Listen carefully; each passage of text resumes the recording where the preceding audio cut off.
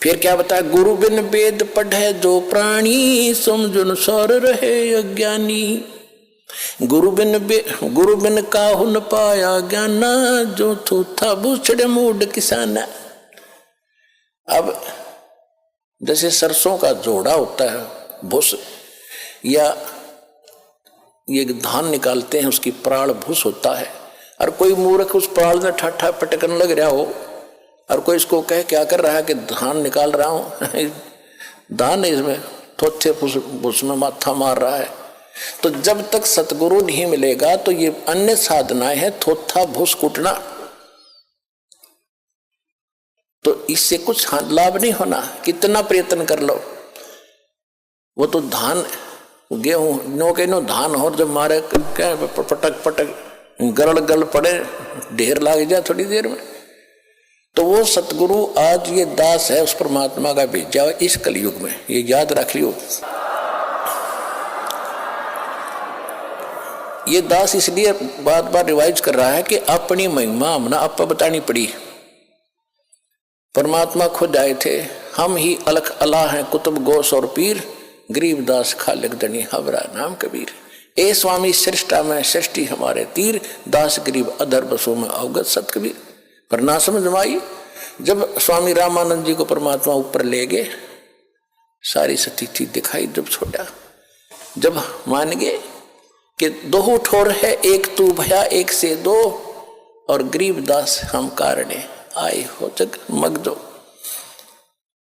बोलत रामानंद जी सुनो कबीर करतार, गरीबदास सब रूप में तुम ही बोलनहार।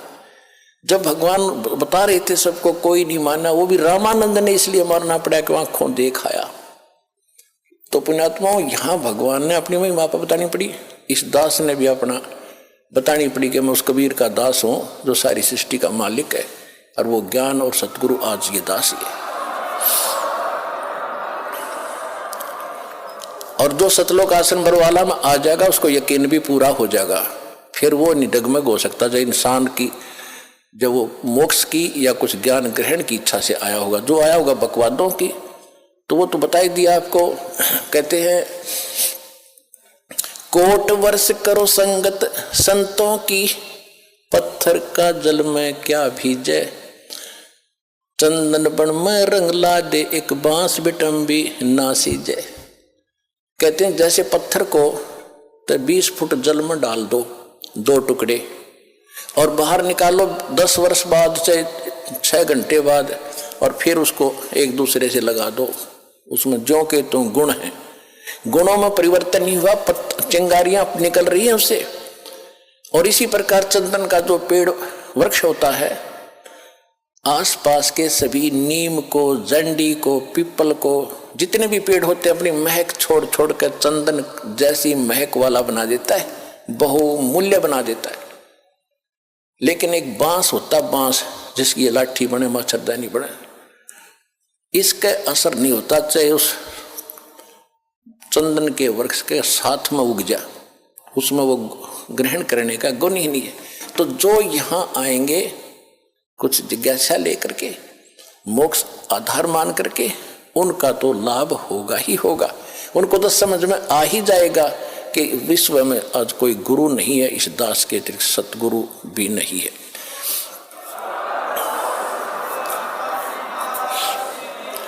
और जो आए होंगे उस पत्थर जैसे, बांस जैसे व्यक्ति हैं, उनका असर होना ही नहीं।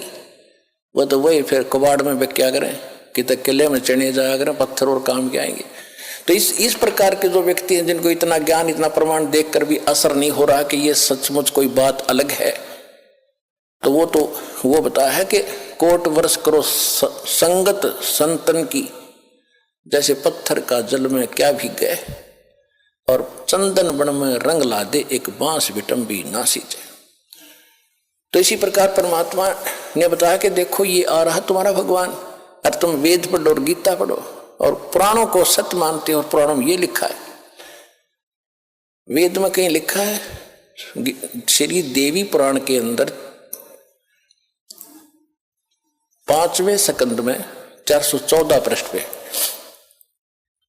ये लिखा वेद व्यास जी ने कि सतयुग के ब्राह्मण वेद के पूर्ण विद्वान होते थे और दुर्गा की पूजा करते थे, खाक विद्वान थे वह। वेद गीता वेदों का सरल रूप समझ लो, ये तो आप आम जानते हो, आम हिंदू समझ सकता, उसमें सरलार्थ भी है। कहीं है गीता में देव दुर्गा की पूजा का प्रावधान? नहीं। उसमें मंत्र गिन के 3 दे रखे हैं। मेरा तो मंत्र है, ब्रह्म हूं मैं, श्री कृष्ण में बोल रहा है। और एक पूर्ण परमात्मा जिससे पूर्ण मोक्ष होगा, उसकी भक्ति करने से दोबारा जन्म नहीं होगा। मेरी भक्ति करेगा तो मेरा भी जन्म तेरा भी जन्म सदा रहेगा, परम शांति नहीं हो सकती। वही वेद बताते हैं। वेदों का जो का तो सारांश है, ये छोटा सूक्ष्म रूप है कई वेद इस गीता में दुर्गा की पूजा। अरण्यों के वेद, सतयुग के ब्राह्मण वेद के पूर्ण विद्वान होते थे और वो दुर्गा की पूजा करते थे। गांव गांव में मंदिर बनवाना उनका उद्देश्य था। ये मंदिरों का लठी ननगढ़वा रखा है नकली पर ब्राह्मण को और वेद के ज्ञाता को अब पत्थर पुजवा कर मार दी, सारी दुनिया भूत बनवा दी। परमात्मा कबीर जी यही बताते हैं, वेद पढ़ने पर भेद ना जान, ये बांचे पुराण 18। और फिर पत्थर की पूजा करवावे, मंदिर बना उसमें शिवलिंग दरवा दिया, विष्णु जी की पत्थर की मूर्ति दरवा दी, कृष्ण जी की दरवा दी। है खाक पढ़े वेद तुमने, क्या पढ़े पुराण? तो उसमें परमात्मा ने कहा कि ये आ गया तुम्हारा ये भगवान, और तुम इसको निराकार बताते हो। कहा कि तुम जाओ यहां से, क्योंकि काल ने एक फिक्स टाइम का रखा है। काल का दूसरा अर्थ समय भी होता है। तो यहाँ का जो समय है वो निर्धारित है, इसमें कोई परिवर्तन ना वो स्वयं कर सकता, ना किसी और संस्कार में कोई परिवर्तन इसका देवता कर सकता। ये काल भगवान काल है, जो यहाँ का मालिक है। भगवान तो नहीं है, यहाँ का स्वामी है। ये भी काल है, और यहाँ जो समय निर्धारित है ये भी समय भी काल कहलाता है। ये दोनों के दोनों परमात्मा के कबीर साहब के अधीन है, उसके हुक्म के से चलते हैं। तो वो जो काल ने समय फिक्स कर रखा था कि इतने समय में ये तपस्या पर भुन कर सभी प्राणी अपना गंध इसमें छोड़कर अपने आप उड़ जाते हो, वहां से निकाल दिया, एकदम जंप आता है, जो भी खाली होता जाता है उसको ऐसे फेंक देते हैं। तो एक दिन में सारे पहुंच जाते हैं। फिर वो धर्मराज के पास लाइन लग जाती है। वहां जाकर फिर उनको संस्कार वश अलग अलग, जहां जिसका जैसा, कोई स्वर्ग में जाओ, चाहे गधा बनो, चाहे कुत्ता बनो, चाहे राजा बनो, जाओ।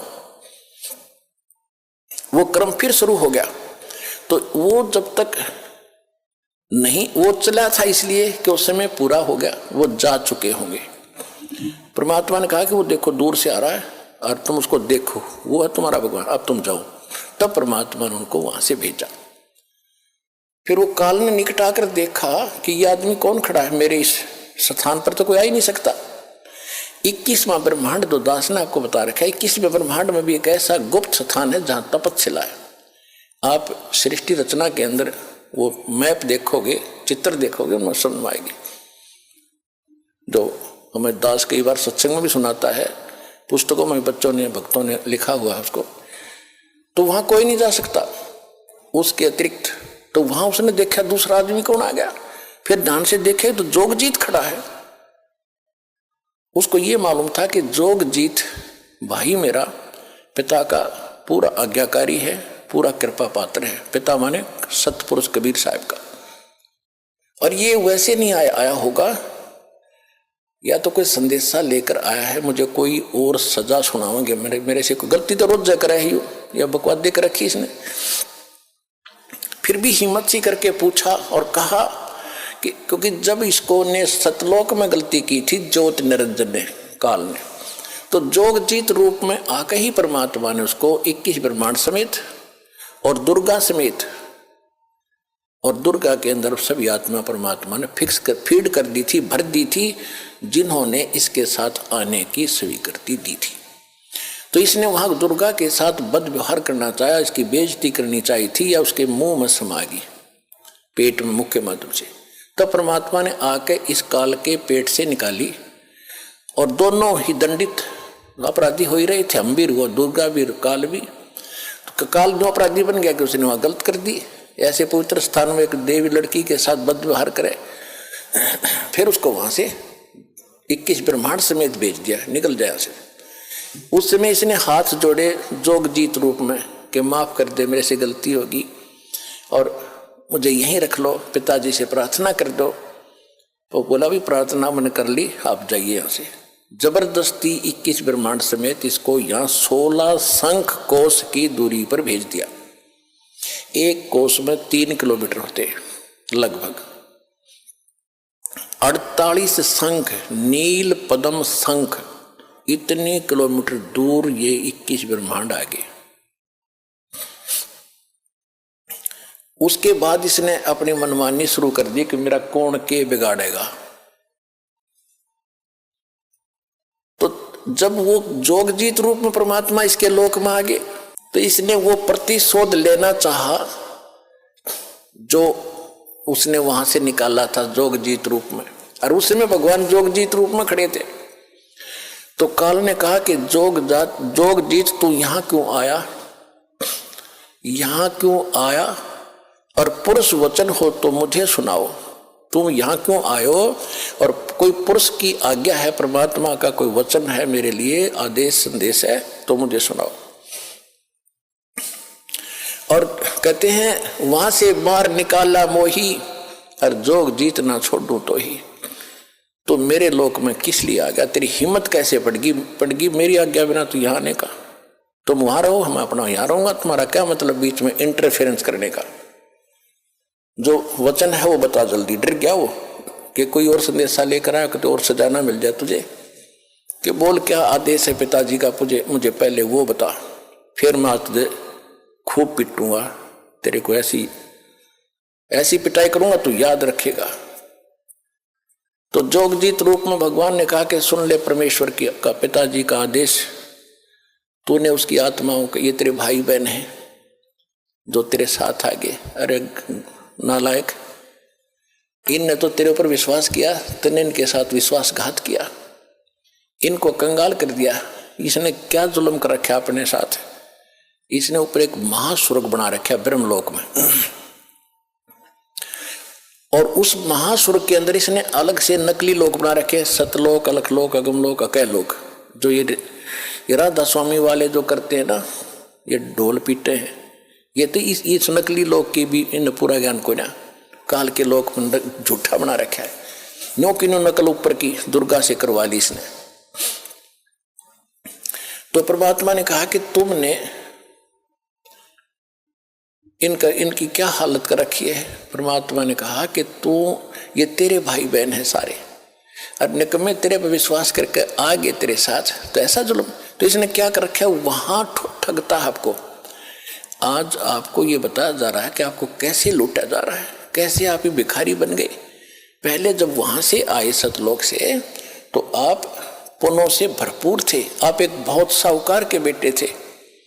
पहले राजा लोग जो होते थे उनकी बेटे और बेटियां जो धनी राजा होते थे, सोने के हार, सोने की जूतियां, सोने के, यहाँ तक जैसे अपना राजस्थान में देखे होंगे अभी तक पहनती माताएं चांदी के पहनते, वो सोने के होते थे, और कपड़े सुंदर, उनमें भी हीरे मोती जवाहरात जड़े होते थे। और वो ऐसे हम वहां थे, भक्ति से परिपूर्ण सेठ थे, सारी सुविधाएं प्राप्त थी।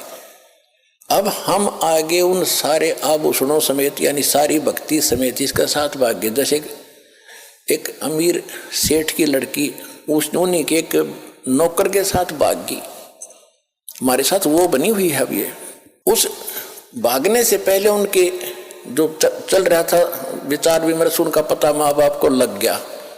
बेटी को समझाया, बेटा यो बालक, और ये तो एक नौकर है, और तू कहाँ की किसकी बेटी है, कुछ आँख खोली, अच्छी बात नहीं, तुझे बहुत दुख हो जाएगा। माँ ने भी समझाया, बेटी बड़ा कैर टूट जाएगा, हम तो शादी कर नहीं सकते, तो इसके साथ जाएगी तो बहुत दुख पाएगी।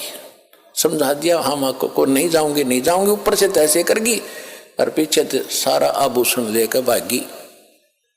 अब वो तो शराबी को अभी बकवादी आदमी जाकर अपना रहने लगे कि चाहे वो दो सारा वो लेगी थी धन, पहले तो वो खर्च करवाया, शराब पीवे, उन्हें पीटे छेते, वह जान जो गिरी ना वापस। फिर वो मजदूरी कर रही थी, 2 बच्चे उसके साथ थे सड़क के ऊपर। ये दास उसमें वहां जेई था, नौकरी कर रहा था। हमारा दूसरा विभाग था, सड़क पर और काम हो रहा था, वहां हम बैठे थे। एक वृक्ष के नीचे। वो माई रो रही थी। मैंने पूछा बहन क्यों रो रही है, क्या बात होगी? उसने फिर अपना सारा दुख बताया कि मैं एक बहुत बड़े सेठ की साहूकार की बेटी थी और जो मेरा पति है ये वहां नौकर था और मेरे माँ ने बहुत समझाया मुझे, मेरा अकल नहीं आई। मैं इसके बाद तम आके इसके सारा धन लेकर भाग गई, बहुत सा धन। पहले तो धन खर्च करवाया मेरे से, मारा पीटा, 2 बालक हो गए। अब भी शराब पीता है मुझे, मैं नौकरी या मजदूरी करती हूँ, जाते इनको छीन लेगा। टाइम पर टूक भी नहीं है, रो रही हूं अपने कर्मों को। अब जब तो हमने थोड़ी सी सहमति हुई, भाई हम क्या कर सके, हम भी रोजी रोटी वाले आदमी, हम तो आपको क्या दें बेटा, हम भी कुछ ज्यादा ध्यान नहीं दिया। दुख जरूर होता है ऐसी सुनकर कथाएं। तो अब मालिक का ज्ञान होने के बाद अब पता चला हमारे साथ ऐसा बना, अब ये हमें लूट रहा है, सता रहा है, हमारी ब्रेन माटी कर रहा है, मजदूरी करो, लाओ कमा कर मैं खाऊंगा। कैसे? आप पहले जो धन लेकर आए थे अपने बाप से, वो तो इसने महास्वर्ग में आपको वहां रखा ठाठ से, और आपके उस पुण्य के ऊपर इसने कमीशन रखा है, होटल बना रखा है अपनी, वहां बना खूब बढ़िया साजबाज, किसी में 25% कमीशन देता है। और पैसे जो वहां खाने पीने के ठाठ हैं, विमान है, वो आपकी पूंजी खर्च होती है। जब वो पूंजी समाप्त हो जाती, आपको पृथ्वी पर पटकता है कि फिर पुण्य कमाओ, फिर पुण्य कमाओ, फिर कहां स्वर्ग में आओ, वहां खत्म करो, फिर पाप भी साथ बनते हैं, यहां पर नरक में भी जाओ, जैसा करोगे वैसा ही फल मिलेगा, यहां कोई परिवर्तन नहीं है।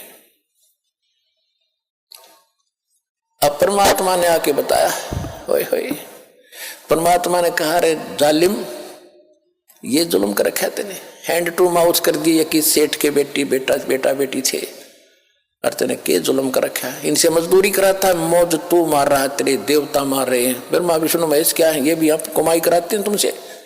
इनके लोक में गए, स्वर्ग में, तुम्हारी पूंजी पुण्य की खत्म हुई, इनका कमीशन फिक्स्ड है, पैसे तुम्हारे होंगे। सब होटल खोले बैठे यहाँ पर, किस कंगाल देश में, लोक में, 21 ब्रह्मांड के अंदर।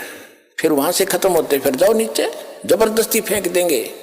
एक दिन भी ना रखे विष्णु अपने घर में, अपने श्लोक में, तुम कितना प्यारा लगता हो तुम्हें, कौन खत्म हुए, पल भाग यहाँ से, कौन रोक का बीमारी ने, तो तुम कहाँ उठोगे, उस अपने पिता के घर पर जाके, वहां फिर कोई नहीं आपको भगाएगा, सीने से लगाएगा, सारे सुख देगा, उस सतलोक चलो।